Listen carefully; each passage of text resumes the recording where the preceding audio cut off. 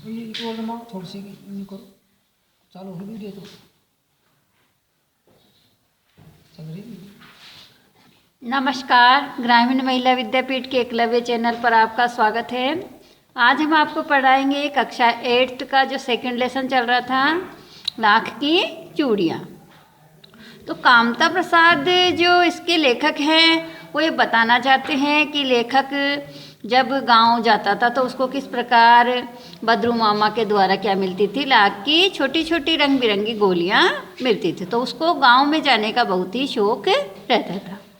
इसके आगे बताते हैं कि मैं बहुधा हर गर्मी की छुट्टी में अपने मामा के यहाँ चला जाता और एक आध महीने वहाँ रहकर स्कूल खुलने के समय तक वापस आ जाता था।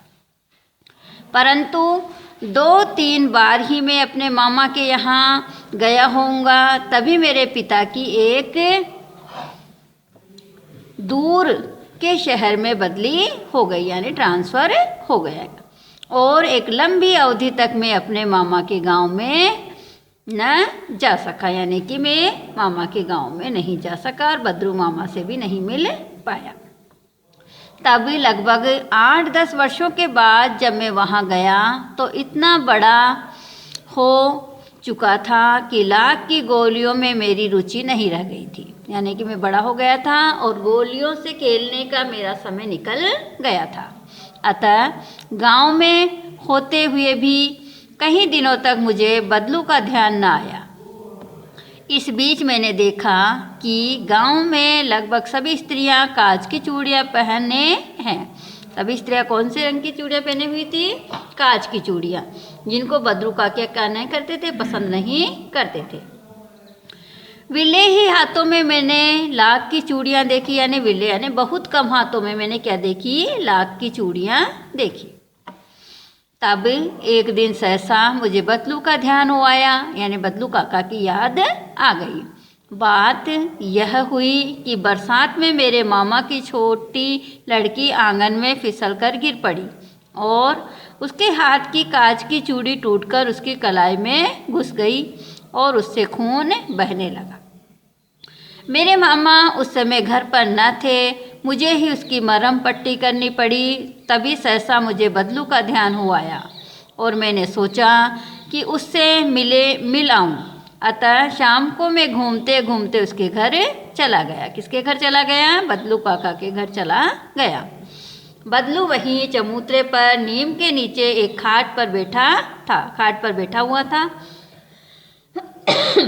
नमस्ते बदलू काका, मैंने कहा। नमस्ते भैया। उसने मेरी नमस्ते का उत्तर दिया और उठकर खाट पर बैठ गया, परंतु उसने मुझे पहचाना नहीं और देर तक मेरी ओर निहारता रहा, यानी देखता रहा। मैं हूँ जनार्दन। तब लेखक ने उनको बताया कि मैं कौन हूँ? जनार्दन हूँ। आपके माँ पास की गोलियां बनवा कर ले जाता था। मैंने अपना परिचय दिया।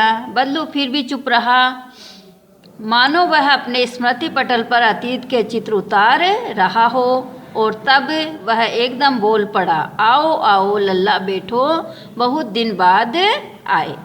हाँ, इधर ना आना नहीं हो सका काका, मैंने चारपाई पर बैठते हुए उत्तर दिया।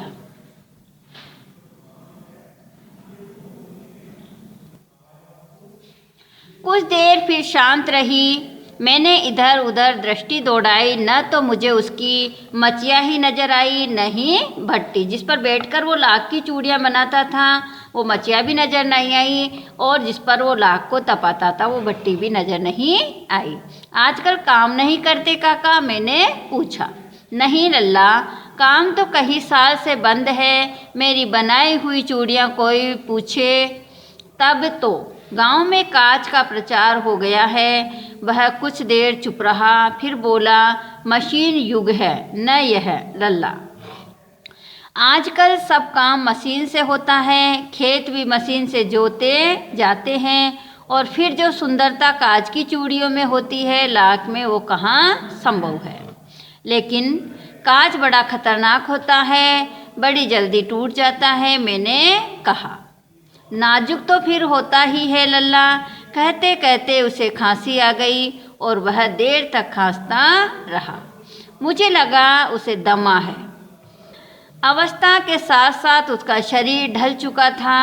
उसके हाथों पर और माथे पर नसें उभर आई थी।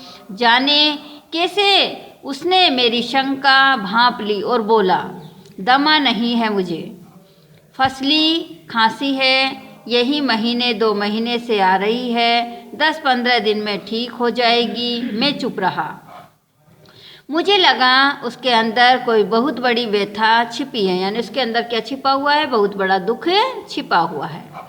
मैं देर तक सोचता रहा कि मशीन युग ने कितने हाथ काट दिए हैं, कि कितने मजदूरों को क्या कर दिया है, अपने रोजगार से वंचित कर दिया है। कुछ देर फिर शांति रही जो मुझे अच्छी नहीं लगी। आम की फसल अब कैसी है काका? कुछ देर पश्चात मैंने बात का विषय बदलते हुए पूछा। अच्छी है लल्ला, बहुत अच्छी है, उसने कर उत्तर दिया और अंदर अपनी बेटी को आवाज़ दी, अरे रज्जो, लल्ला के लिए आम तो ले आ। फिर मेरी ओर मुखातिब होकर बोला, मेरी तरफ देखकर बोला, माफ़ करना लल्ला, तुम्हें आम खिलाना भूल गया था।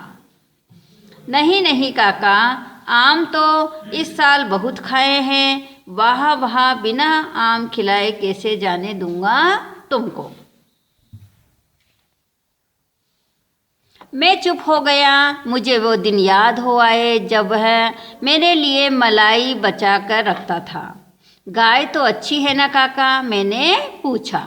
गाय कहाँ है लल्ला, 2 साल हुए बेच दी, कहाँ से खिलाता। इतने में रज्जो, उसकी बेटी, अंदर से एक डलिया में ढेर से आम ले आई। यह तो बहुत है काका, इतने कहाँ खा पाऊँगा, मैंने कहा। वहाँ वह हंस पड़ा। शहरी ठहरे ना, मैं तुम्हारी उम्र का था तो इसके 4 गुने आम एक वक्त में खा जाता था, यानी एक समय में इससे 4 गुने आम खा जाता था। आप लोगों की बात और है, मैंने उत्तर दिया। अच्छा बेटी, लल्ला को 4-5 आम छांट कर दो, सिंदूरी वाले देना। देख लल्ला कैसे हैं, इसी साल यह पेड़ तैयार हुआ है। रज्जू ने 4-5 आम अंजुली में लेकर मेरी ओर बढ़ा दिए। आम लेने के लिए मैंने हाथ बढ़ाया तो मेरी निगाह एक क्षण के लिए उसके हाथों पर ठिठक गई। गोरी गोरी कलाइयों पर लाख की चूड़ियाँ बहुत ही फब रही थी, यानी सुंदर लग रही थी। बदलू ने मेरी दृष्टि देख ली और बोल पड़ा, यही आखिरी जोड़ा बनाया था। जमींदार साहब की बेटी के विवाह पर 10 आने पैसे मुझको दे रहे थे, मैंने जोड़ा नहीं दिया, कहा शहर से ले आओ। मैंने आम ले लिए और खाकर थोड़ी देर पश्चात चला आया। मुझे प्रसन्नता हुई कि बदलू ने हार कर भी हार नहीं मानी थी। उसका व्यक्तित्व कांच की चूड़ियों जैसा न था कि आसानी से टूट जाए, यानी कि जो मनुष्य स्वाभिमानी होते हैं वो समय के साथ क्या नहीं होते, परिवर्तित नहीं होते हैं, और अपने स्वभाव का भी क्या नहीं करते हैं, परिवर्तन नहीं करते हैं, जिस प्रकार की बदलू काका ने किया। प्रश्नोत्तर देखते हैं। बचपन में लेखक अपने मामा के गांव चाव से क्यों जाता था और बदलू को बदलू मामा न कहकर बदलू काका क्यों कहता था? इसके उत्तर लिखना है आपको। वस्तु विनिमय क्या है, यानी वस्तुओं का जो आदान प्रदान होता है वो गांव में किस प्रकार होता है, तो वस्तु विनिमय क्या है, विनिमय की प्रचलित पद्धति क्या है, मशीनी युग ने कितने हाथ काट दिए हैं। इस पंक्ति में लेखक ने किस व्यथा की ओर संकेत किया है कि वो क्या समझाना चाहता है। चौथा क्वेश्चन देखते हैं। बदलू के मन में ऐसी कौन सी व्यथा थी जो लेखक से छिपी न रह सकी। और 5वां क्वेश्चन है, मशीनी युग में बदलू के जीवन में क्या बदलाव लाया। तो इन सभी प्रश्नों के उत्तर आपको देना है।